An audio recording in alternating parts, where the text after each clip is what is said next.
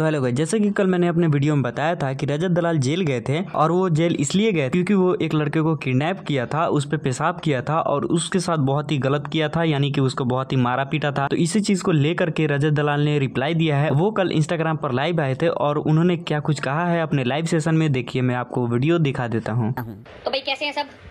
सबको पता ही होगा कि मेरी अरेस्ट हो गई थी, मैं अरेस्टेड था। पर कुछ चीजें मेरे को ही जेल से आने के बाद, सब निपटने के बाद पता चली हैं, जो कि मैंने करी हैं वो मुझे पता ही नहीं था। एक जगह आया हुआ है कि मैंने किसी के मुंह पे पेशाब कराया, एक जगह आया मैंने ब्रूटली किसी को मारा है, और एक था मैंने किसी से स्टूल साफ कराया। बिलो द बेल्ट जाने की चीजें मेरे को समझ नहीं आती क्या है। मैं भी भाई इंसान हूँ और ये इंसानों वाले काम नहीं है, ये मेरे को बहुत अच्छे से चीज पता है। और एफआईआर में क्या लिखा हुआ है, हाँ इतना लिखा हुआ है। भाई मेरे को एक चीज बताओ, अगर मैं गलत हूँ और मैं गलत था तो मैं जेल से बाहर कैसे हूँ? मेरे को बेल कैसे मिल गई? अगर मैंने कोई गुनाह करा है तो मैं जेल के अंदर होना चाहिए ना, मैं जेल के बाहर कैसे? जो हमारा पुलिस प्रशासन है उसको भी सारी चीजें समझ में आती है, किसने क्या चीज करी है क्या नहीं करी। कोर्ट में हियरिंग हुई थी और जो मेरे ऊपर केस लगा था किडनैपिंग का, अपहरण का, 2-3 उसमें धाराएं और भी थी, उसमें बेल मिलने का कोई पॉइंट ही नहीं होता भाई। जो हमारे जज बैठे हैं माननीय, उनको बहुत अच्छे से समझ में होती है क्या चीज सही है क्या चीज गलत है और क्या क्या चीजें थी, एक बार देख लो लग गया था ना, इतना ही था।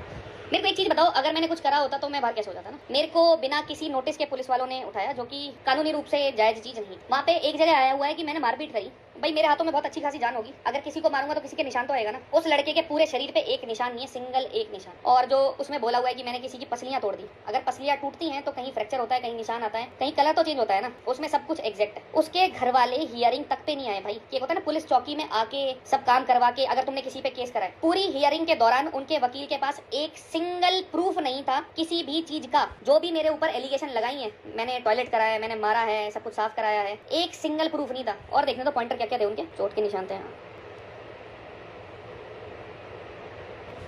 वो लड़का 1 महीने से मेरे बारे में उल्टा सीधा डाले जा रहा था और अपने आप को सिग्मा बनाया जा रहा था, दिखाया जा रहा था कि हाँ भाई मैं सिग्मा हूँ सिग्मा हूँ। अपनी बारी में अगर कुछ चीज हो गई तो उन्हें प्रॉब्लम हो गई और एफआईआर कर भी दी, चलो सही है, बहुत अच्छी चीज है।